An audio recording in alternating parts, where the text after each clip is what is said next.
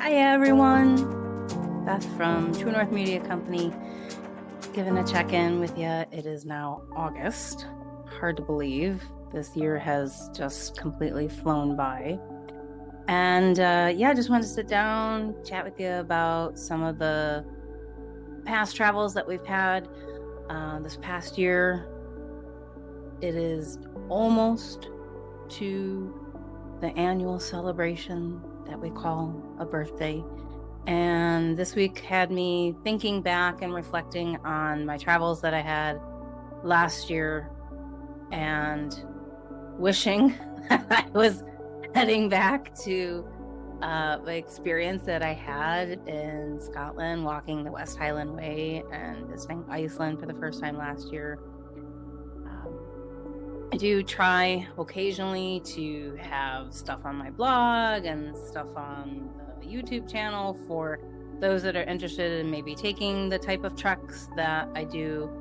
And I'll be honest with you, with my outside work, right? So my job in my real life is I'm a massage therapist and a yoga teacher. And that takes up a lot of my time, as well as the travels and family reunions and everything else that has been happening this past year.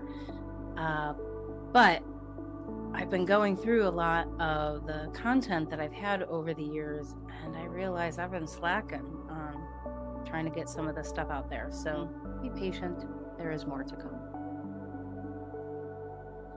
Hey everyone, just wanted to give a quick thank you again for listening and watching. Follow along on any of my socials or email me. So as summer is starting to wind down, I officially don't consider the winding down into fall period until after my birthday.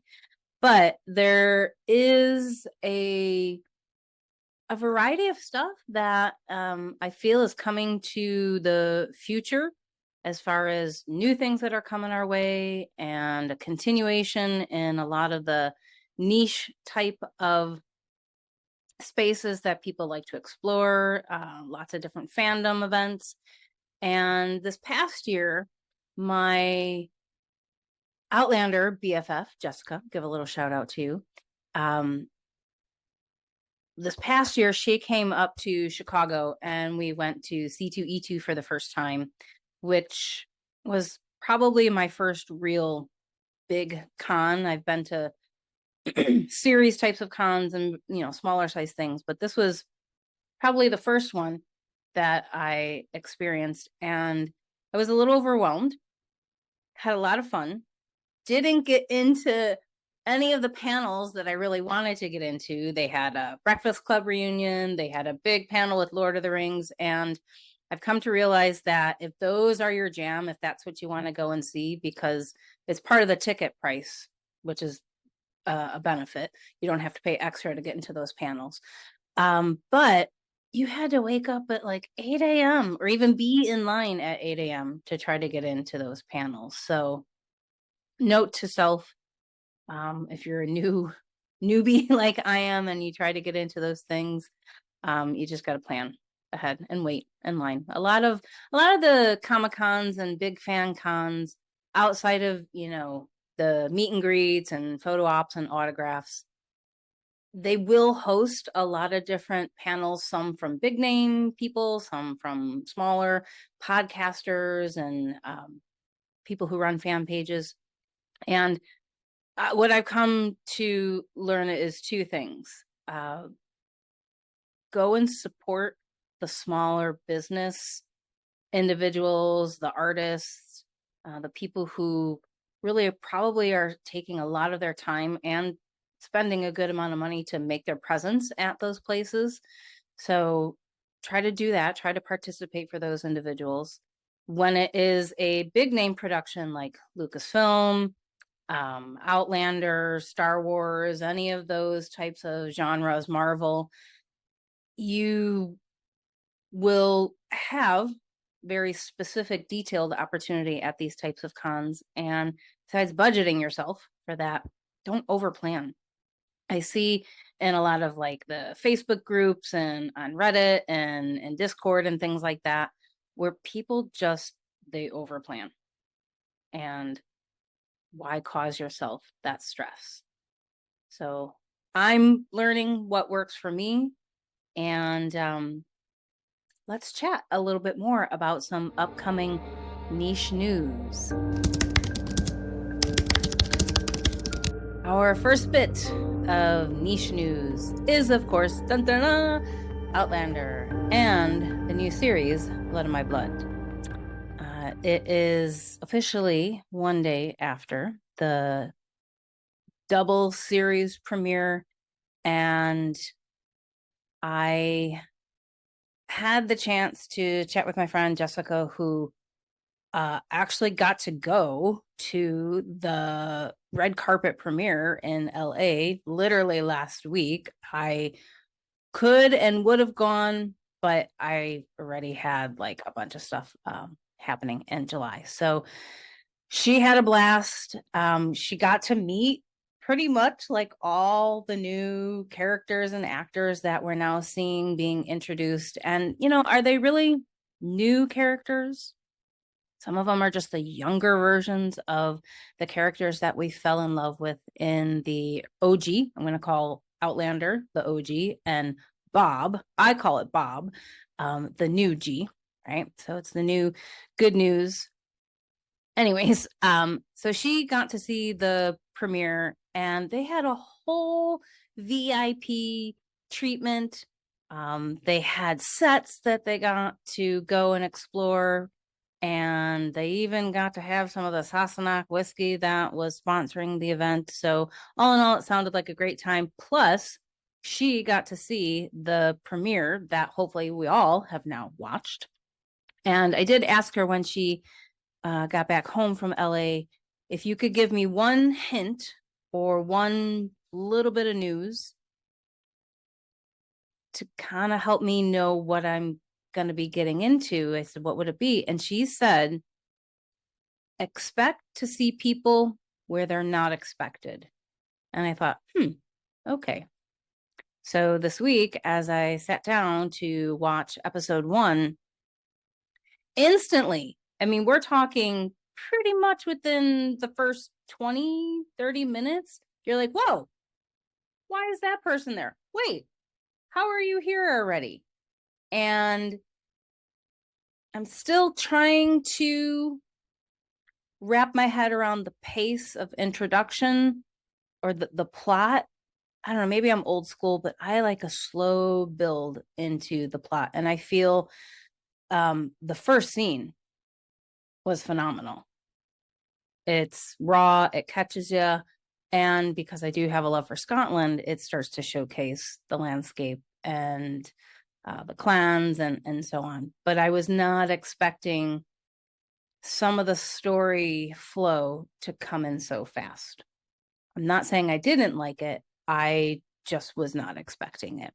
And I'm trying to not give spoilers if you have not had a chance to watch it yet. But a lot of action, a lot of intensity right away.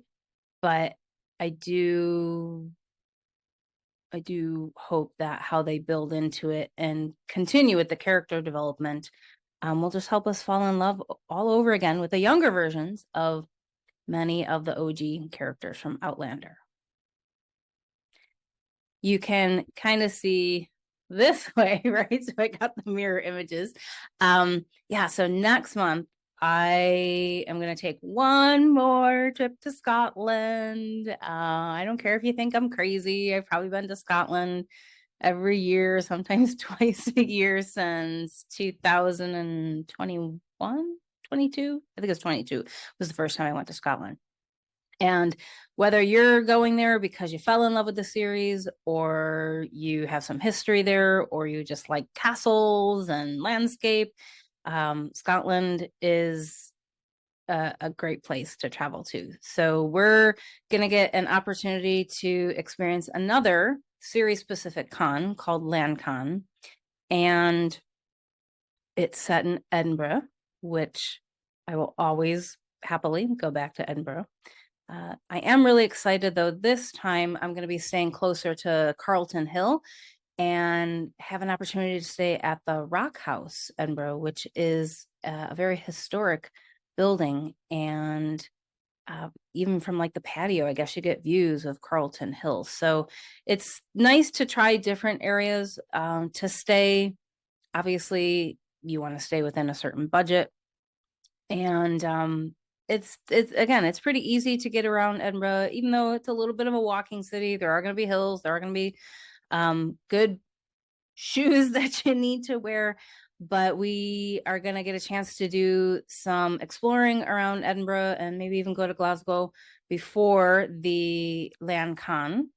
And oddly enough, I feel like this con overall has a better pricing as far as the pass that you buy to enter into it, and then the photo ops, autos, much more affordable than some of the cons that I've gone to in the States. Now, getting over there and your hotel, so air and hotels are always going to be the big price bulk of what you spend for any kind of travel that you do. And of course, if you can share it, the cost with friends, it just makes it even more enjoyable. So if you're going to be heading over to Scotland in 49 days, hope to see you there. So if you are wanting some more advice on travel ideas to Scotland, things to do and see, I do have a lot already posted on my blog and on my YouTube, but you can always reach out to me. I will respond because I am a real person. All right. So yeah, so fall is coming up. Starting to feel, the fall-ish vibes. Obviously, everything in advertising starts 2 to 3 months ahead of time. And I am one of those types of individuals who I'm okay with starting to see Halloween stuff in July and August. It just gives me something else to look forward to. And if you are a big, big horror buff like me, you have gotten some really great news of lately. I've heard some fantastic news for Chicago's River North neighborhood. If you've been to River North, you know that it's a pretty happening place, from restaurants to the Guinness Brewery, which opened a couple years ago. But I recently read on a variety of Chicago-based outlets that Universal Destinations and Experiences, yes, the ones that you know very well from Halloween Horror Nights in Orlando, Chicago is going to be getting a Horror Unlimited Unleashed event space. And it's going to be in the River North in one of the old Chicago Tribune buildings. And I, for one, am ecstatic. If you've traveled to the Midwest, especially anytime from mid-September to October, you know that around the suburbs, we have a huge, huge draw of haunted houses. In fact, they're not fan groups. I don't know what you would call them. They're just groups that will arrange 5 different haunted house experiences that you go to in one day. And I have yet to try that. I'm going to see if I can try to do that this year. A couple years ago, I actually worked at one of the big name haunted houses on the south side, which is not too far from me in Lockport. And there's an array of cool things to choose from in October. Chicago itself, of course, has a huge, huge history of hauntings and tragedies and ghost stories and tours that you can take around the city. But this is something that obviously is a bigger name backed project. And it'll be interesting to see what becomes of it. Obviously, it'll be a big thing for the fall and for the Halloween season, but I hope that it does have some success all year round. And one of the fun things that I like to do each year is to create what I call the Alternative Travelogue. You see a lot of folks will have a variety of blogs and podcasts and even little guidebooks that you can buy. And I try to focus in on some of the big name things to put into the Alternative Travelogue, but also just experiences that I personally have tried and can recommend and kind of give you from like a firsthand viewpoint. So stay tuned, all you ghouls and goblins out there. And we're back. So niche news always kind of has something going on. I started this focus of travel writing, focus on wellness, information, adventure. I mean, these are all the things that I find enjoyable now that I'm in my 50s and can afford to travel more and so on. The goals for the rest of the year, of course, is to continue to focus in on wellness practices. And it's been a very, very hot, oddly hot summer here in Chicago. We've had the 90s even in like mid-June, which is not normal. So if you have been struggling with the heat of the summertime, there are a variety of things that you can do physically, mentally, and I'm always going to encourage people to take time out for self-care. One of the things that I say in a lot of my yoga classes that I teach is that you are your best caretaker. But what does that really mean when we speak of self-care? The good news is that self-care can come in many, many shapes and forms, like we do.